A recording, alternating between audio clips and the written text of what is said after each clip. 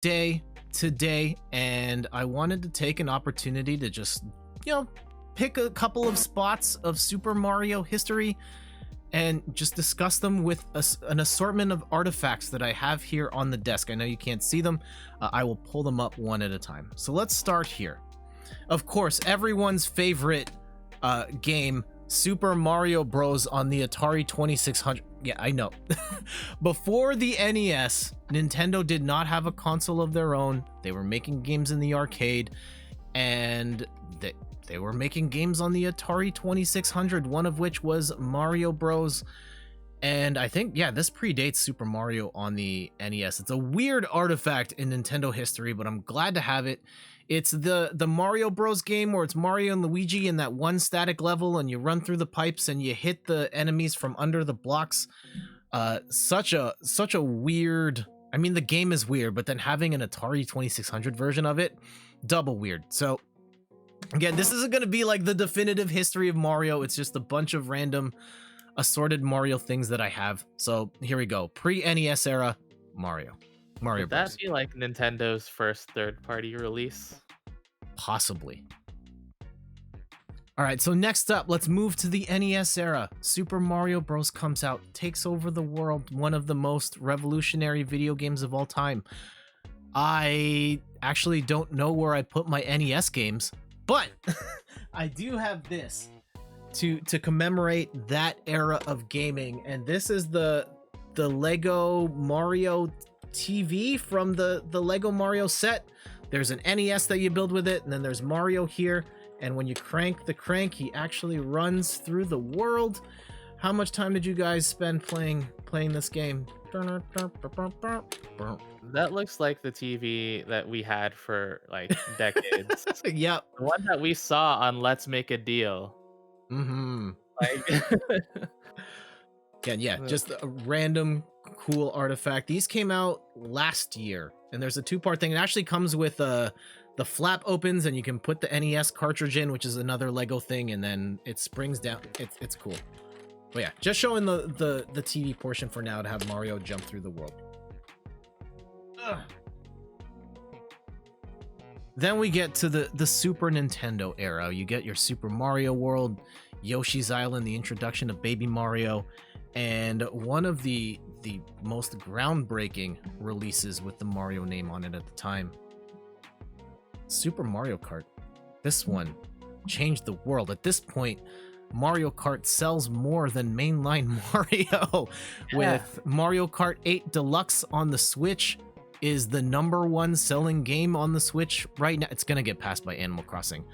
But at this point, Mario Kart is bigger than mainline Mario itself, and it all started here on this game. Mode 7 graphics, 2-player split screen. One of the first games I can think of that had 2-player split screen on it. It's would that it's have come out certified before classic. Contra 3? Sorry? Would that have come out before Contra 3? I think 'Cause so. that's the only other game I can think of. Oh, a bunch of games had it. F-Zero had it. And that was like launch-ish. I don't even know if I ever played F-Zero split screen. I don't know if it has split screen. I can't remember off the top of my head, but it was one of the first Mode 7 games. Oh yeah, Mode 7 for sure, yeah. Yeah. Anyhow, Mario Kart certified classic.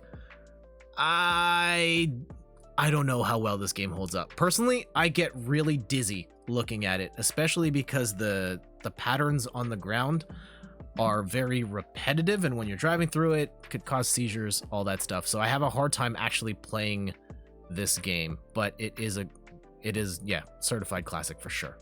It also controls really weirdly. Like it's very slippery. And it's Yeah, hard to go back to after playing the 3D Mario Karts.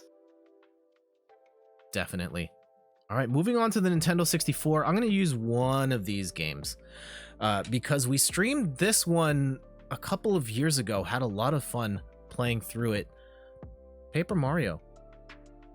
I skipped this at the time, and I only discovered it I finally gave it a chance a couple years ago. We played through the whole thing on stream, and this game is great.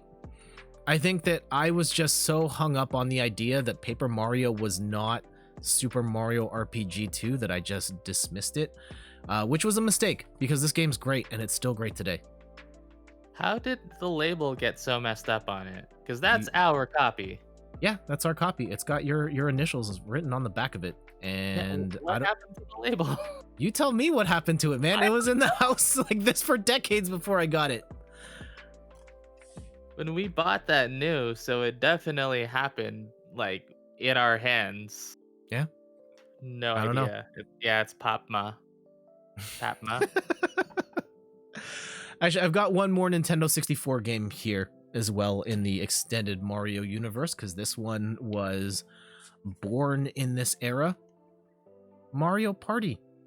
Up until then, we didn't really have any video games in this style that were like a board game with a bunch of mini games in it. And at this juncture, like, you have to pay me to play Mario Party. I cannot stand Mario Party. I think just the competitive side of me just thinks there's way too much RNG in it. But these games still wildly popular. People have a ton of fun playing Mario Party to this day. And I would say of the Mario Party games, I'm also incredibly biased. This is one of the better ones, Mario Party 2 being my personal favorite. Mario Party 2 is the best one.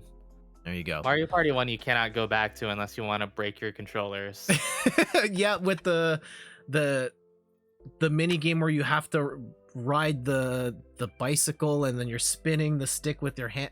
You're not supposed to spin it with your hand, but everybody did because it was the faster way to go, and then you destroy your palms, you get blisters. That was a whole thing. And Meg says you miss Mario Party on the Nintendo 64. Oh, I don't know, maybe I'll lend it to you sometime. You are local. Here we go. Moving on to the GameCube era. This is an odd one because I don't think a lot of people remember this. But Mario, Luigi, and Princess Peach are an NBA Street Volume 3 featuring the Nintendo All-Stars. You could have Michael Jordan playing against Super Mario. Who wins? Who wins? This isn't actually... Of the NBA Street games, my personal favorite was NBA Street Volume 2. But this is still a fantastic game. You could play as the characters in the Mushroom Kingdom. They're way shorter than the NBA players, but like watching Princess Peach dunk, still one of my favorite things. Oh, so good. Meg says, what? Yeah, Nintendo and EA collabed and Mario's in. It's crazy. There's a full dunk contest mode and they're doing the spinning 8 times in the air, doing backflips. It's so great. And Pretending It Is says Volume 2 is the GOAT. I agree. But this one has Mario in it. So we're talking about this one today. And we played that on stream for Extra Life. Yes. And I say we, but I mean you because I didn't play it. Yep. And then I got copyright got muted. So then I cut that segment out. Yeah. We had to cut this whole thing out. So we can't play this one on stream. Yeah. Unless I play our own beats, and that's not the same. Yeah, Mario and NBA Street.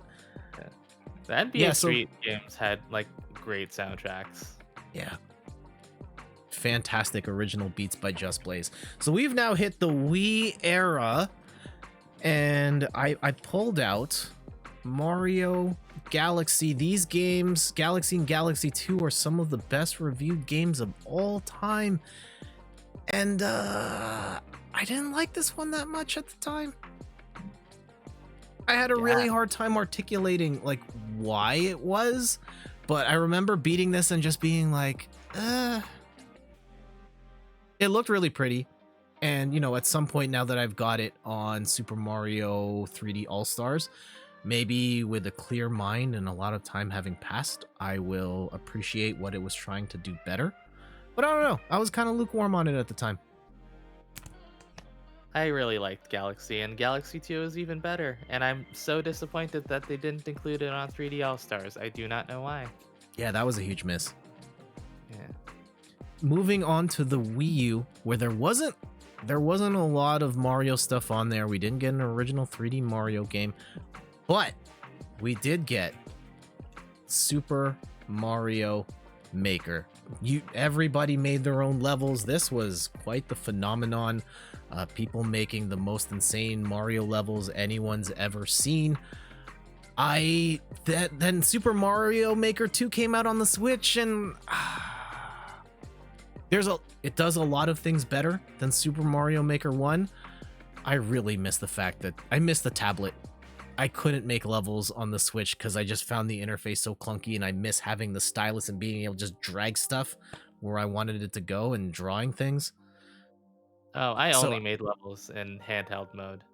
yeah. I have one of those like rubber tip styluses that doesn't work as well as the plastic Wii U stylus does, but it was fine, I guess. And Also, can then we rewind a bit? Because I thought you said that there's no original 3D Mario games on the Wii U. what original 3D Mario game was on the Wii U? Did 3D World not come out on the Wii U? Oh yeah, you right. You right. Oh yeah, and that was fantastic. But Mario Maker probably the bigger deal of the two. It was, yeah. And one more thing, in the modern era, how could we possibly forget, or how could we fail to mention Super Mario cereal? Of course, this cereal box, it's cereal, but also it doubles as an amiibo. So we could scan this in, and it does stuff. I don't actually know what it does because I've never scanned it. Also, I have no idea what it tastes like because I've never opened it. That's why you As buy a two boxes. sorry. That's why you buy 2 boxes. You got to do a taste test, and then you save one for like collectors. So here's the thing. They don't actually these never came out in Canada. Oh, right. I got this thanks to my sister-in-law, shoutouts to Michelle, who on a trip to the States found this at the grocery store, picked up a box for me. And so that's why I have it, and I've only got the one. So it's just gonna stay like this forever.